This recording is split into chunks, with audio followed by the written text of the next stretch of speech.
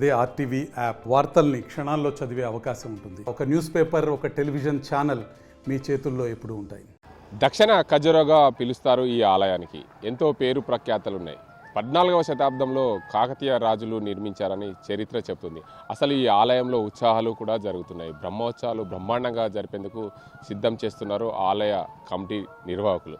అసలు ఈ ఆలయానికి ఎలాంటి చరిత్ర ఉంది, ఈ ఆలయానికి సంబంధించి చూసుకుంటే ఎలాంటి శిల్పాలు ఉన్నాయి, ఆర్టీవీ ప్రత్యేక కథనంలో చూద్దాం. డిచ్పల్లి కిల్లా రామాలయంలో ఉన్నాం మనం.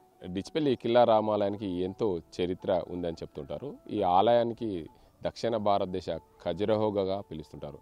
నిజామాబాద్ జిల్లా కేంద్రానికి 20 కిలోమీటర్ల దూరంలో ఉంది. హైదరాబాద్ నుంచి 180 కిలోమీటర్ల దూరంలో ఈ డిచ్పల్లి కిల్లా రామాలయం. ఇక్కడికి బస్సు ద్వారా కానీ రైలు మార్గం ద్వారా కానీ వస్తే డిచ్పల్లిలో బస్సు ఆగుతుంది. దానికి అంతటికి సంబంధించి డిచ్పల్లిలోనే రైల్వే స్టేషన్ ఉంది. లేదా నిజామాబాద్లో దిగి డిచ్పల్లికి రావడానికి 20 కిలోమీటర్ల దూరం. ఈ ఆలయానికి ఎంతో చరిత్ర ఉందని చెప్తున్నాం. అప్పట్లోనే ఈ ఆలయానికి ఎంతో పేరు ప్రఖ్యాతలు. ఇక్కడ చూడొచ్చు, మనం ఆలయానికి ముందులో ఉన్న కళ్యాణ మండపం ఆ రోజుల్లోనే నిర్మాణం జరిగింది. ఆ కళ్యాణ మండపం చెరువు మధ్యలో, ఏదైతే తిరుపతిలో ఎలా అయితే కళ్యాణ మండపం ఉంటుందో అలాంటి చెరువులో మధ్యలో ఏదైతే కళ్యాణ మండపం నిర్మాణం జరిగినట్లు చరిత్ర చెప్తుంది. దీనికి అందరికి సంబంధించి చూసుకుంటే ఎంతో పేరు ప్రతిష్టలు కలిగిన ఈ ఆలయానికి ఏదైతే డిచ్పల్లి కిల్లా సీతారామచంద్ర ఆలయంగా పిలుస్తూ ఉంటారు. దీన్ని నిజామాబాద్ జిల్లాలో ఎంతో ముఖ్యమైన ఆలయం. 14వ శతాబ్దంలో కాకతీయ రాజుల చేత నిర్మింపబడిందని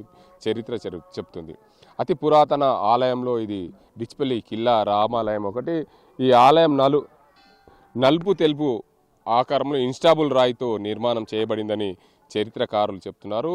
ఉత్తమమైన నిర్మాణంతో మరియు దేవతలు, జంతువులు, దెయ్యాలు మరియు ఖజురహో శైలిలో ఈ ఆలయానికి శృంగార ప్రతిమలతో ఆలయం నిర్మాణం జరిగింది. అద్భుతమైన నైపుణ్యంతో ఈ ఆలయానికి ఎంతో గోడలు, అదేవిధంగా పైకప్పు, స్తంభాలు, అన్ని డోర్లు, దీనిపైన ఫ్రేమ్ల మీద ఎంతో అందమైన శిల్పాలతో అతి పురాతన ఆలయంగా చెక్కిందని అద్భుతమైన చరిత్ర చెప్తుంది. శిల్పాలు కలిగి ఉన్న ఈ ఆలయానికి ఎంతో చరిత్ర ఉంది. 105 అడుగుల ఎత్తులో, అంటే 105 అడుగుల మెట్లతో ఈ ఆలయానికి పాదచారులు వచ్చే విధంగా దీనికి అందరికి సంబంధించి ఏదైతే సబ్వే కూడాను ఏర్పాటు చేశారు. దీనికి పూర్తి స్థాయిలో దీనికి ఎంతో ప్రాముఖ్యత కలిగి ఉంది. బస్టల్ రాయితో ఈ ఆలయాన్ని నిర్మించారు. దశల వారీగా ప్రవేశ ద్వారాల అలంకరణ, కీర్తి తోరణాలు అదే కట్టబడి ఉంది. దీనికి అందరికి సంబంధించి ఎంతో చరిత్ర అయితే చెప్తుంది. ముఖ్యంగా డిచ్పల్లి కిల్లా రామాలయానికి అయితే ఎంతో పేరు ప్రతిష్టలు ఉన్నాయి. 14వ శతాబ్దంలో కాకతీయ రాజులతో నిర్మాణం చేశారని చెప్తున్నారు. ఈ ఆలయానికి సంబంధించి పూర్తి స్థాయిలో ఈ ఆలయానికి ఇంకా ఏమేమి అందాలు ఉన్నాయి, ఈ ఆలయానికి ఎప్పుడెప్పుడు పూజలు జరుగుతాయి, ఈ ఆలయంలో ఎలాంటి చిత్రాలు, ఏదైతే దక్షిణ భారత ఖజురహో ఆలయంగా చెప్పబడే ఈ శిల్పాలకు సంబంధించి ఎలాంటి శిల్పాలు రాతి బండలపైన చెక్కారు, ఆ ఆలయంలో ఎప్పుడెప్పుడు పూజలు జరుగుతాయి, శ్రీరామనవమితో పాటు ఇంకా ఎప్పుడైనా ఎలాంటి పూజలు జరుగుతాయి, ఈ ఆలయంలో ఎక్కడి నుండి భక్తులు వస్తారనేది మరిన్ని వివరాలు డిచ్పల్లి కిల్లా రామాలయంలో కిల్లా రామాలయానికి ఉన్న చరిత్ర ఏంది, ఈ కిల్లా రామాలయంలో ఎప్పుడెప్పుడు ఉత్సవాలు జరుగుతాయి అనే అంశానికి సంబంధించి ఆలయ పూజారి ఉన్నారు. దానికి అందరికి సంబంధించి అడుగుదాం. చెప్పండి పూజారి, ఈ ఆలయానికి ఉన్న చరిత్ర ఏంది, అంటే ఇక్కడ నిర్మాణం ఎప్పుడు జరిగింది, ఈ చరిత్ర ఏం చెప్తుంది ఈ ఆలయానికి సంబంధించి? అందరికీ జై శ్రీరామ్. నా పేరు సుమిత్ శర్మ అండి. నేను ఇక్కడ డిచ్పల్లి దీక్షానగరం, అంటే డిచ్పల్లికి మరొక పేరు దీక్షానగరం అనే పేరుతో పిలువబడుతుంది. కాబట్టి అందరికీ తెలిసినటువంటి పేరు డిచ్పల్లి. ఈ డిచ్పల్లి గ్రామంలో కిల్లా రామాలయం అనేటువంటిది చాలా విశేషమైనటువంటి ఒక దేవాలయము, చాలా పురాతనమైనటువంటి దేవాలయము, శిల్ప కళతో అద్భుతమైనటువంటి ఒక దేవాలయం ఉంది మా గ్రామంలో. ఈ యొక్క దేవాలయము 1400వ శతాబ్దం కింది దేవాలయం నిర్మించడం జరిగింది. కాబట్టి ఈ యొక్క దేవాలయం వచ్చేసి కాకతీయ కాలంలో కట్టినటువంటి దేవాలయం అని చెప్తూ ఉంటారు. ఈ యొక్క దేవాలయంలో పురాతనటువంటి విగ్రహాలు అప్పట్లో మొఘల్ సామ్రాజ్యం ఉండేది కాబట్టి ఈ యొక్క విగ్రహాలని ధ్వంసం చేయడము ఇలాంటి ఇబ్బందులు జరిగినాయి. కాబట్టి మన ధర్మము, సనాతన హిందూ ధర్మము ప్రకారంగా ఈ యొక్క విగ్రహాలు, ఈ యొక్క దేవాలయం సంబంధంగా ఇక్కడ విగ్రహాలు లేకపోవడం వల్ల గ్రామస్తులందరూ కూడా నిర్ణయించి ఇక్కడ సీతారామచంద్ర స్వామి వారి యొక్క విగ్రహాలు ప్రతిష్ఠించడం జరిగింది. ఈ యొక్క విగ్రహాలు వచ్చేసి కూడా దగ్గర 100 సంవత్సరాలు 150 సంవత్సరాల కంటే ఎక్కువనే అవుతుంది.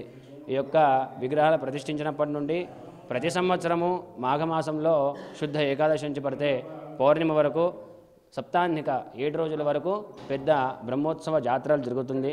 ఈ యొక్క జాతర సందర్భంగా ప్రతిరోజు నిత్య స్వామివారికి కైంకర్యాలు, నిత్య హవన కార్యక్రమాలు, నిత్య అభిషేకాలు, నిత్య అన్నదాన కార్యక్రమాలు, ఇలా కార్యక్రమాలతో ఈ యొక్క బ్రహ్మోత్సవాలు మేము జరుపుకుంటామండి. ఈ యొక్క కార్యక్రమ భాగంగా దీక్షానగర సీతారామచంద్ర స్వామి వారి యొక్క ఆరాధనలో వైకుంఠ ఏకాదశి ఇలాంటి కార్యక్రమాలు, బ్రహ్మోత్సవాలు, మాఘమాసంలో బ్రహ్మోత్సవాలు జరుపుకుంటాము.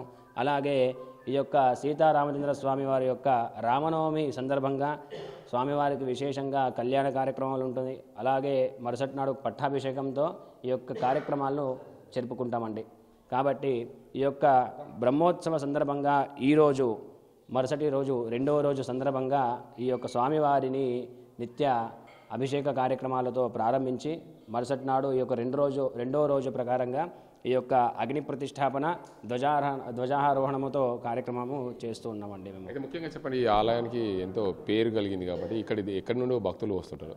దక్షిణ భారత ఖజురహో టెంపుల్గా పిలుస్తుంటారు. అసలు ఆ పేరు ఎలా వచ్చింది? ముఖ్యంగా బయట చూసుకుంటే విశేషమైనటువంటి ఒక శిల్ప ఆకారంతో చాలా చెక్కబడి ఉందండి దేవాలయం. కాబట్టి ఈ యొక్క దేవాలయం ప్రాముఖ్యత ఏంటిదంటే సాక్షాత్తు సీతారామచంద్ర స్వామి వారు ఇక్కడికి వచ్చినారని చెప్పేసి మా గ్రామస్తులు పూర్వీకులు చెప్తూ ఉంటారు. కాబట్టి అలాగే ఈ యొక్క దేవాలయం పరిపూర్ణంగా లేదు కాబట్టి మా యొక్క విన్నపం ఏంటిదంటే ఈ యొక్క దేవాలయంపై శిఖర స్థాపన జరుపుకోవాలని ఈ యొక్క పెద్దవాళ్ళతో మా యొక్క మనవి. అలాగే ఇప్పుడు ఉన్నటువంటి ప్రభుత్వం యొక్క ఆధ్వర్యంలో ఈ యొక్క శిఖర, అలాగే స్వామివారి యొక్క అనుగ్రహం వల్ల ఇప్పుడున్నటువంటి ప్రభుత్వంగా ఈ యొక్క దేవాలయానికి మళ్ళా ఈ యొక్క ద్వారతోరణము, అలాగే ద్వారాలు పెట్టినామండి. ఈ యొక్క ఒకటొకటి పనులు చేసుకుంటూ ఈ యొక్క ముఖ్యంగా పెద్దగట్టుగా ఈ యొక్క శిఖర స్థాపన చేసుకుంటే చాలా వైభవం వస్తుందండి దేవాలయానికి.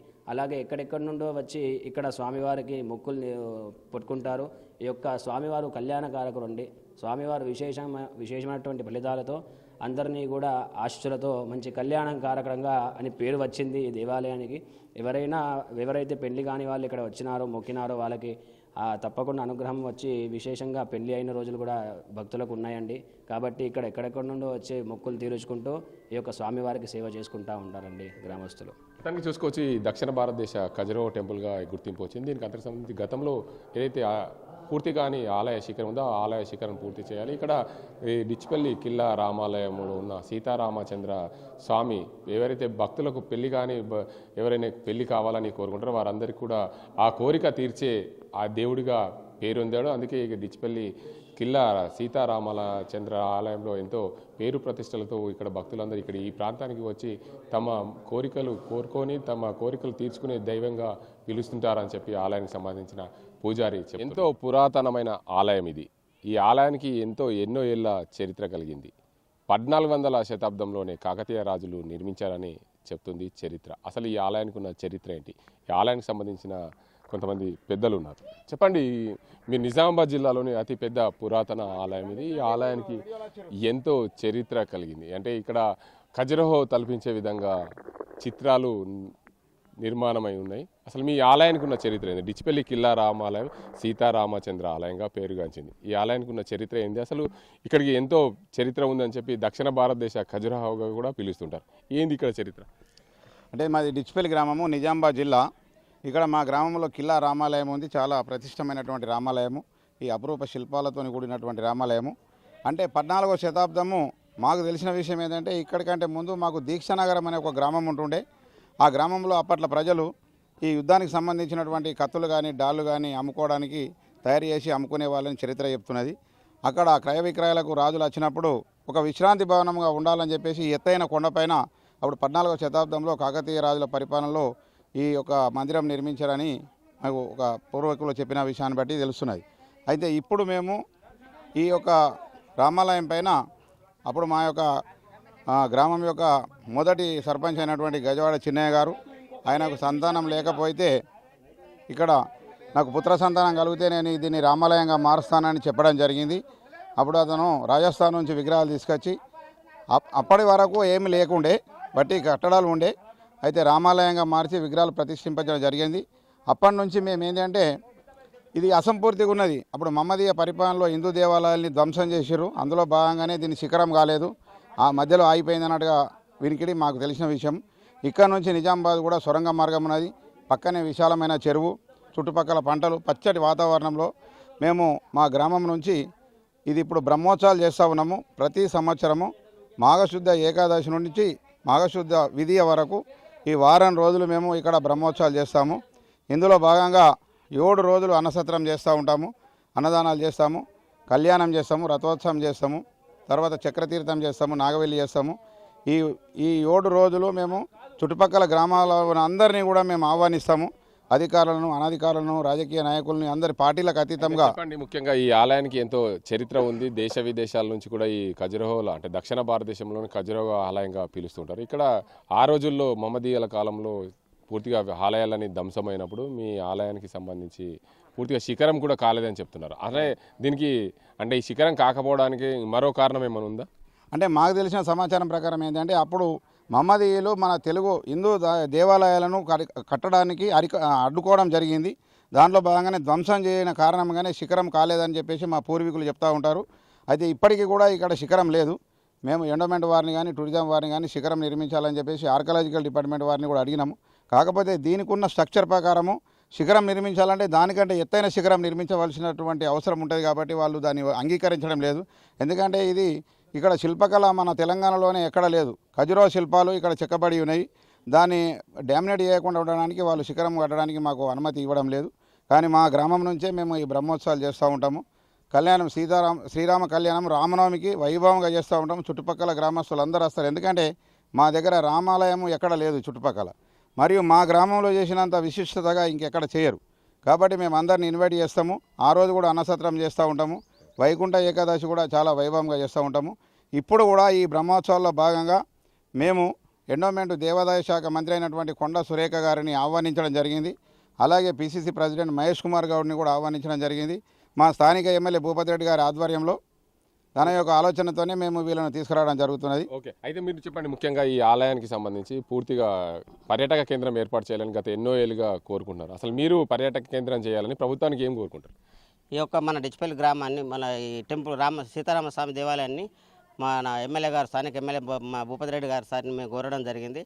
అయితే అతి త్వరలోనే ఈ యొక్క పర్యాటక కేంద్రంగా చేస్తా అని చెప్పేసి మాకు వాగ్దానం కూడా చేయడం జరిగింది. మీరు చెప్పండి, దీనికి అంతటికి సంబంధించి ఎన్నో ఏళ్ళుగా ఈ ఆలయానికి సంబంధించి పూజలు నిర్వహిస్తున్నారు. ఇక్కడ ఆ రోజు దీక్షా నగరంగా పేరుండే అని చెప్తున్నారు. ఇక్కడ యుద్ధాలు జరిగినప్పుడు ఇక్కడ వివిధ ప్రాంతాల నుంచి వచ్చిన వారికి అందరికీ కూడా ఇది అనువైన ప్రదేశం, విశాలంగా ఉండాలని చెప్పి ఇక్కడ ఆలయం కూడా నిర్మించారు.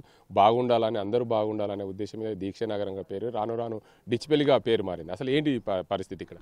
అంటే ఈ యొక్క రామాలయం చరిత్ర చూస్తే హిస్టరీలో ఆర్కియాలజీ డిపార్ట్మెంట్ వాళ్ళు తెలిపిన లెక్క ప్రకారం 12th సెంచరీలో నిర్మాణం చేసినట్టు వాళ్ళు చెప్పారు మాకు. ఇక్కడ ఈ గుడి నిర్మాణం చేసినప్పుడు ఈ పక్కన గ్రామము చుట్టుపక్కల ఏమీ లేవు. 2 కిలోమీటర్ల దూరంలో అక్కడ ఒక గ్రామం ఉండేనట. దాన్ని ఏదో ప్రాబ్లం వచ్చి మొత్తం రోగాలు వచ్చి చనిపోయి కొలాప్స్ అయిపోతే తర్వాత మిగిలిన వాళ్ళు ఒకళ్ళు వచ్చి చుట్టుపక్కల ఇల్లు కట్టుకొని ఇక్కడ ఒక గ్రామంగా ఏర్పడ్డారు. దీన్ని కృష్ణదేవరాయలు నిర్మించిన కొంతమంది చెప్తారు, విజయనగర రాజులు నిర్మించిన కొంతమంది చెప్తారు. అది కరెక్ట్గా అంటే చరిత్ర దాన్ని ఎవరు ఏం చేసేదో తెలియదు. కాకపోతే ఆర్కియాలజీ డిపార్ట్మెంట్ వాళ్ళు లాస్ట్ 3 సంవత్సరాల ముందు వచ్చి దీన్ని ఎంక్వైరీ చేసినప్పుడు ఆ ఉన్న శిల్పి ఆధారంగా ఖచ్చితంగా ఇది విజయనగర సామ్రాజ్యం వారు నిర్మించిందే అని చెప్పిండ్రు. రెండోది, ఎవరు కూడా ఇక్కడ దీన్ని ధ్వంసం చేయలేదు. చేసినట్టు ఇక్కడ ఆనవాళ్ళు లేవు. ఆ రోజుల్లో పని జరిగేటప్పుడు ఏం సమస్య వచ్చిందో పని ఉన్నదని మిగిలిపోయింది తప్ప ఇక్కడ ఎవరు ధ్వంసం చేయలేదు. దాని తర్వాత మా గ్రామస్తులు మెట్లు నిర్మాణం చేసి విగ్రహాలు ప్రతిష్టాపన చేసి ఒక గుడిగా మార్చారు. ఇప్పుడు కూడా అందరం కలిసికట్టుగా ఈ యొక్క గుడిని అభివృద్ధి చేయాలని ఉద్దేశంతో శిఖర నిర్మాణం కూడా చేయించి పర్యాటకంగా కూడా అభివృద్ధి చేయాలని కోరుకుంటున్నాం. మీరు చెప్పండి, ఆలయానికి చరిత్ర. ఆలయానికి ఉన్న చరిత్ర అంటే ఉమ్మడి ఆంధ్రప్రదేశ్లో ఉన్నప్పుడు మన రామాలయానికి ఎక్కువ డెవలప్మెంటేషన్ కాలేదు. మన తెలంగాణ వచ్చిన తర్వాత అప్పటి ప్రభుత్వం కానీ ఇప్పుడు నడుస్తున్న కాంగ్రెస్ ప్రభుత్వం కానీ మా ఆలయానికి మంచి నిధులు ఇచ్చి డెవలప్మెంటేషన్ కోసం కోఆపరేషన్ చేస్తున్నారు. గత ప్రభుత్వం ఉన్నప్పుడు ఈ ఎవరైతే ముసలోళ్ళు వాళ్ళు వీళ్ళు మందిర్ ఎక్కడానికి 105 మెట్లు ఉన్నాయి. కాబట్టి ఎవరైనా ముసలి వాళ్ళకి రావడానికి ఇబ్బంది అవుతుందని చెప్పి దీనికి రోడ్ వేయాలని చెప్పి గత ప్రభుత్వం ఏర్పాటు చేసింది. దాన్ని సగం చేసిన తర్వాత ప్రభుత్వం మారి ఇప్పుడు కాంగ్రెస్ ప్రభుత్వం వచ్చింది.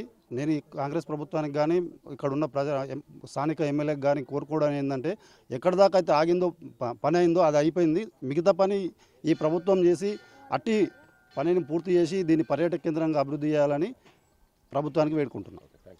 మొత్తానికి చూసుకోవచ్చు ఈ ప్రాంతంలో ఎన్నో ఏళ్ళుగా ఎంతో చరిత్ర కలిగిన ఈ ఆలయం 1400 శతాబ్దంలో కాకతీయ రాజులు నిర్మించారని చెప్పి మరికొంతమంది గణపతి విజయనగరం రాజు శ్రీకృష్ణ దేవరాయలు నిర్మాణం చేశారని చెప్తున్నారు. ఆర్కాలజీ డిపార్ట్మెంట్ మాత్రం దీనికి అందరికి సంబంధించి ఏదైతే చరిత్ర శిల్పి ఏదైతే చెక్కారో ఆ శిల్పి ఆధారంగా ఆర్కిటెక్చర్ డిపార్ట్మెంట్ ఆధారంగా కాకతీయ రాజులే ఈ నిర్మాణం చేసి ఉండొచ్చు అనే ఆధారాలు అయితే చెప్తున్నాయి. మొత్తానికి ఈ ఆలయం నిర్మాణం కంటే ముందు ఈ ప్రాంతంలో దీక్షానగరంగా ఒక గ్రామం ఉండేది. ఆ రోజుల్లో దీక్షానగరంగా గ్రామం ఉన్నప్పుడు అక్కడ అన్ని వ్యాధుల బారిన పడినప్పుడు ఆ గ్రామస్తులంతా మృతి చెందిన తర్వాత ఇక్కడ రాను రాను డిచ్పెల్లిగా పేరు మారింది. ఈ ఆలయం చుట్టుపక్కల కొంతమంది ఇల్లు నిర్మాణం చేసుకొని ఉన్నప్పుడు రాను రాను ఇది డిచ్పెల్లిగా పేరుగాంచి డిచ్పెల్లి కిల్లా రామాలయంగా ఎంతో దేశంలో పేరు ప్రఖ్యాతలు పొంది దీనికి అందరికి సంబంధించి దక్షిణ భారత ఖజురహో ఆలయంగా కూడా పిలుస్తూ అంటారు అని చెప్పి ఇక్కడ భక్తులైతే దేశంలోనే అతి పురాతన ఆలయంగా చెప్పబడే దీక్షానగర ఆలయం ఇది డిచ్పెల్లి కిల్లా రామాలయంగా పిలుస్తూ ఉంటారు. ఈ ఆలయానికి దక్షిణ భారతదేశ ఖజురహో ఆలయంగా పిలుస్తారు. ఈ ఆలయానికి శిల్పులైతే అద్భుతమైన శిల్పకళలతో శృంగారభరితమైన శిల్పాలతో చెక్కిన పరిస్థితి ఉంది. చూడొచ్చు ఇక్కడ ముఖ్యంగా ఈ ఆలయానికి సంబంధించి చూడొస్తే ముఖ్యంగా ఆర్కిటెక్ట్ ఎలా చేశారు. ఈ ఒక బండరాయి పైన ఈ ఆలయానికి శిల్పి ఎంత అందంగా తీర్చిదిద్దాడు. అదేవిధంగా దీనికి అందరికి సంబంధించి ఫ్లవర్స్ ఏదైతే ఈ ఉన్నో దీనికి అందరికి సంబంధించి ఆలయం నిర్మాణానికి ఎంతో అతి ప్రాముఖ్యతంగా ఎంతో పేరు ప్రఖ్యాతలుగా ప్రతిదీ దాన్ని ఎంతో అద్భుతంగా నిర్మాణం చేసిన సమయంలో ఫ్లవర్స్ అదేవిధంగా దీనికి అంతటికి సంబంధించి ఆర్కిటెక్ట్ ఏదైతే ఉందో ఈ ఆర్కిటెక్ట్ దీన్ని చెక్కడంలో శిల్పి ఎంతో ప్రాముఖ్యతగా దీనికి అంతటికి సంబంధించి అచ్చుగుద్దినట్లు నిజంగానే ఇది ఒక బండరాయ అనే విధంగా కూడా చెక్కారు. మరోవైపు దానిపైన చూడొచ్చు తోరణాలు ఏదైతే ఆలయానికి ముందుగా ఉండే శిల్ప తోరణాలు ఏదైతే ఉంటుందో దీనికి అందరికి సంబంధించి ఏనుగులు దాంతోపాటు అలంకరణ ఎలా చేశారనే దానికి సంబంధించి చూసుకుంటే ఎంత అద్భుతంగా ఈ ఆలయాన్ని నిర్మాణం చేశారనే చెప్పచ్చు. మొత్తంగా ఈ ఆలయంకి ఎంతో పేరు ప్రఖ్యాతులు దక్షిణ భారతదేశ ఖజురహో టెంపుల్గా పిలుస్తూ ఉంటారు. దీనికి ఎంతో అందమైన అద్భుతమైన శిల్పాలతో దీనికి అంతటి కూడా శృంగారభరితమైన శిల్పాలు అందంగా కనిపించే బొమ్మలు దీనికి చెక్కిన పరిస్థితి. ఆలయ నిర్మాణం చేసేటప్పుడు ఎంతో అద్భుతంగా శిల్పులు దీనికి అందరికీ కూడా చెక్కబడిననే చెప్పచ్చు. దీనికి ముఖ్యంగా తెలుపు అదేవిధంగా స్టాబబుల్ ఏదైతే ఉందో ఆ రాయితో పాటు తెలుపు నల్లని కలర్లో ఉండే ఈ రాయిని నిర్మాణం చేసినప్పుడు అద్భుతంగా శిల్పులు చెక్కారు. కృష్ణశిల రాయితో చెక్కారని చెప్పి దీనికి అందరికి సంబంధించి చెప్తున్న పరిస్థితి అయితే చూడవచ్చు. ఇక్కడికి ఆలయానికి సంబంధించి పూర్తిగా అక్కడికి ఎక్కుతున్నారు. ఏదేది ఎలా ఉంది అనే దానికి సంబంధించి మనకు చెప్పేందుకు కూడా వారు ప్రయత్నం చేస్తున్న పరిస్థితి. దీనికి లోపలికి వెళ్ళే విధంగా కూడా ఒక దారి కూడా ఉంది. దీనికి చూసుకోవచ్చు మొత్తంగా ఈ ఆలయ నిర్మాణం చేసేటప్పుడు ఏనుగులు దానికి అంతటికి సంబంధించి సింహాలు అన్నీ కూడా ఉండే విధంగా శిల్పులు చెక్కారని చెప్తున్నారు.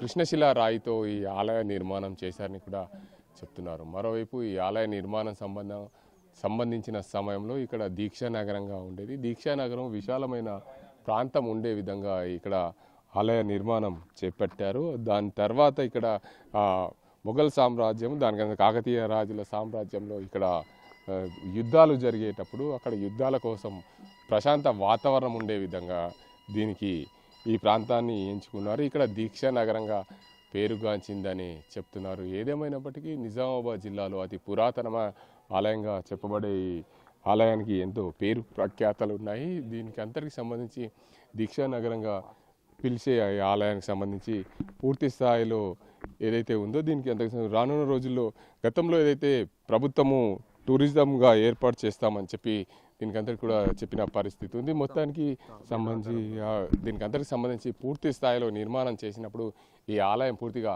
తాబేలు ఆకారంలో నిర్మాణం చేసినట్లు చరిత్ర చెప్తుంది. దీనికి ఆలయానికి సంబంధించి పూర్తిగా శిఖరం అయితే పూర్తి స్థాయిలో నిర్మాణం జరగలేదు. శిఖరాన్ని కూడా పూర్తిగా నిర్మాణం చేస్తే ఈ ఆలయానికి మరింత పేరు ప్రఖ్యాతలు వచ్చే అవకాశాలు ఉన్నాయని చెప్పి దీన్ని ప్రభుత్వం పూర్తి స్థాయిలో దీనికి దగ్గరుండి ఏదైతే టూరిజం ఎండోమెంట్ ఏదైతే శాఖ ఉందో దీనికి అందరికి సంబంధించి పూర్తిగా ఈ నిర్మాణం చేపడితే ఈ ఆలయానికి మరింత పేరు ప్రఖ్యాతలు వచ్చే అవకాశాలు ఉన్నాయి. ఈ మొత్తం కృష్ణశిలా రాయితో ఈ నిర్మాణం అయితే చేపట్టారు. దానికి అందరికి సంబంధించి ఈ నిర్మాణ సమయంలో పూర్తిగా దీనికి అందరికి సంబంధించి చూసుకుంటే పైన చూడొచ్చు మనం ఏదైతే నరసింహస్వామికి సంబంధించిన విగ్రహాలు కూడా అక్కడ చెక్కిన పరిస్థితి అయితే కనిపిస్తుంది. దాని పక్కనే మరికొన్ని విగ్రహాలను కూడా ఏదైతే శిల్పులు ఎంత అద్భుతంగా చెక్కిన పరిస్థితి చూడొచ్చు. దేవులు అదేవిధంగా ఏదైతే దానికి సంబంధించి దేవతలకు సంబంధించిన రూపాలు అదేవిధంగా నెమలి నాట్యం చేసే విధంగా ఇక్కడ శిల్పం అయితే రూపకల్పన చేసిన పరిస్థితి. ఎందుకంటే ఈ ఆలయానికి ఎంతో పేరు. ఖజురహో ఆలయంలో ఎలాంటి చిత్రాలు శిల్పాలు ఉంటే అక్కడ అలాంటి పోలిన శిల్పాలు చిత్రాలు ఈ ఆలయంలో ఉండడం పేరు ప్రఖ్యాతలు గాంచిందని చెప్తున్నారు. దీనికి అందరికి సంబంధించి చరిత్ర మొత్తానికైతే చెప్తుంది. దేశంలోనే ఎంతో పేరు ప్రఖ్యాతలు గాంచిన ఈ ఆలయం మన తెలంగాణలోని నిజామాబాద్ జిల్లా డిచ్పల్లిలో ఉండడం కిల్లా రామాలయంగా పేరుగాంచింది. దక్షిణ భారతదేశ ఖజురహో టెంపుల్గా కూడా పిలుస్తుంటారు. ఈ ఆలయానికి ఎంతో చరిత్ర కలిగింది కాబట్టి ఈ ఆలయానికి ఎండోమెంట్ ద్వారా కానీ దాంతోపాటు టూరిజం శాఖ దీన్ని డెవలప్ చేస్తే మరింత అభివృద్ధి చెందే దిశగా ఉంటుంది. ఈ ఆలయానికి ప్రీ వెడ్డింగ్ షో కూడా ఎంతోమంది ఇక్కడికి వారందరూ పెళ్ళిళ్ళు కాకముందే ప్రీ వెడ్డింగ్ షో ఏదైతే నిర్వహిస్తారో ఈ ఆలయంలో శిల్పాలు ఆ విధంగా ఉన్నాయి కాబట్టి ఇక్కడ ప్రీ వెడ్డింగ్ షోలు కూడా నిర్మాణం చేస్తున్నారు. దాంతోపాటు కొన్ని షార్ట్ ఫిలిమ్స్ కూడా తీసే పరిస్థితిగా ఈ ఆలయం పేరుగాంచింది. ఈ ఆలయం చుట్టుపక్కల ఉన్న పరిసరాలన్నీ కూడా ఎంతో అద్భుతంగా ఉండడం దీనికి అందరికి సంబంధించి ఇక్కడ వచ్చే భక్తులందరికీ కూడా పూర్తి స్థాయిలో ఇక్కడ రావడానితో ఉల్లాసంగా ఆనందంగా ఉండే విధంగా ఈ పరిసరాలు ఉన్నాయి కాబట్టి ఈ ప్రాంతానికి వివిధ ప్రాంతాల నుంచి దేశంలోని నలుమూలల నుండి కాకుండా నిజామాబాద్ చుట్టుపక్కల ప్రాంతాలు అదేవిధంగా హైదరాబాద్ తదితర ప్రాంతాల నుండి కూడా ఈ ఆలయానికి భక్తులు వస్తుంటారని చెప్పి ఈ ఆలయానికి సంబంధించిన కమిటీ చెప్తుంది. దాంతోపాటు ఆలయానికి సంబంధించిన పూజారి ప్రధానంగా చెప్తుందంటే ఈ ఆలయంలో ఏదైతే భక్తులు సీతారామచంద్ర స్వామిని ఏదైతే ప్రగడంగా ఏదైతే మొక్కుతారో దానికి అంతటికి సంబంధించి సీతారామచంద్ర స్వామిని భక్తితో కొలుస్తారో ఆ భక్తులు కోరిన కోరికలు ముఖ్యంగా పెళ్లి కాని ఈ భక్తులు ఎవరైనా ఉంటారో వారందరూ కూడా మాకు పెళ్లి కావాలని చెప్పి భక్తి శ్రద్ధలతో ఆయన్ని కొలుస్తారో వారికి పెళ్లి త్వరితగతిన అయ్యే విధంగా స్వామి ఆశీర్వాదిస్తారని చెప్పి ఈ ఆలయానికి సంబంధించిన ప్రధాన పూజారి అయితే చెప్తున్నారు. ఈ ప్రాంతానికి ఎంతో పేరుగాంచిన సీతారామచంద్ర ఆలయం ఎంతో పేరుగాంచింది. ఇక్కడ ఎవరైనా సరే కోరిన కోరికలు తీర్చే దేవునిగా సీతారామచంద్ర ఆలయ స్వామి ఏదైతే ఉన్నారో దానికి అందరూ సీతారామచంద్ర స్వామి వారికి కటాక్షిస్తారని చెప్పి చెప్తున్నారు. ఇది ఇక్కడ పరిస్థితి. కెమెరా సాజింతో గంగారెడ్డి, RTV నిజామాబాద్. మరిన్ని వీడియోస్ కోసం ఛానల్ ని సబ్స్క్రైబ్ చేయండి. లేటెస్ట్ అప్డేట్స్ కోసం వాట్సాప్ ఛానల్ ని ఫాలో చేయండి అండ్ లింక్ డిస్క్రిప్షన్ లో ఉంది.